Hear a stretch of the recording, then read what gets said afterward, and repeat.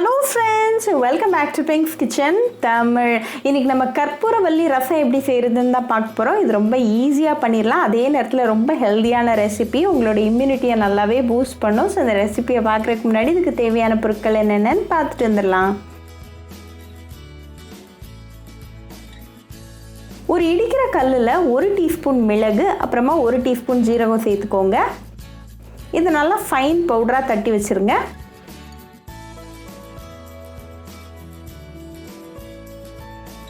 இப்போ இது கூட 10 பல்லு பூண்டு, கொஞ்சமா கருவேப்பிலை இலைகள், அப்புறமா 1 பச்சை மிளகாய் சேர்த்துக்கோங்க. இதை லைட்டா தட்டிடுங்க.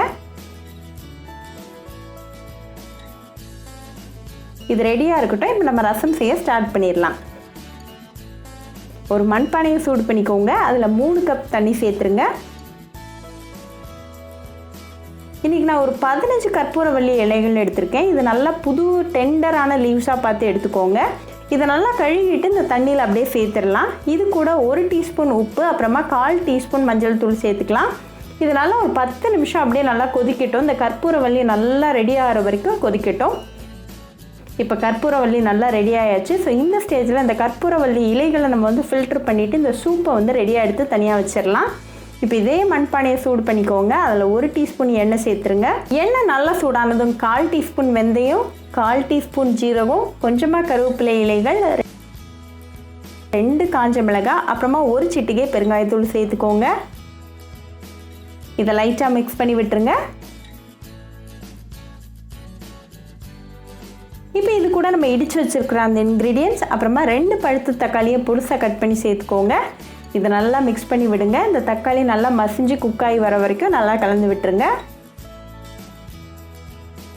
இப்போ தக்காளி நல்லா குக்காகி ரெடியாக இருக்குது. ஸோ இந்த ஸ்டேஜில் 1/2 கப் புளி தண்ணி, அப்புறமா கற்பூரவல்லி சூப்பையும் சேர்த்துருங்க.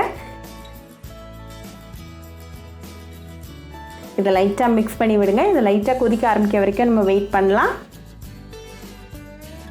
இப்போ லைட்டாக கொதிக்க ஆரம்பிச்சிருக்கு. ஸோ இந்த ஸ்டேஜில் ஃப்ளேம் ஆஃப் பண்ணிவிட்டு கொஞ்சமாக கொத்தமல்லி இலைகளை சாப் பண்ணி சேர்த்துக்கோங்க.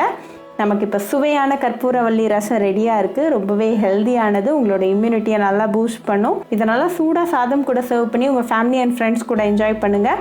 ரொம்பவே ஈஸி அண்ட் ஹெல்தியான கற்பூரவல்லி ரசம் ரெசிபி. ஸோ கண்டிப்பாக அந்த ரெசிபியை உங்கள் வீட்டில் ட்ரை பண்ணி பாருங்கள். ட்ரை பண்ணிவிட்டு எப்படி இருந்துச்சுன்னு எனக்கு கமெண்ட்ஸில் சொல்லுங்கள். இன்னொரு சூப்பரான ரெசிபியோட உங்களை வந்து பார்க்குற வரைக்கும் bye friends.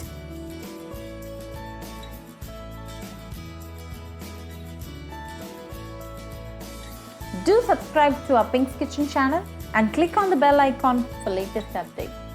Happy cooking and thanks for watching this video.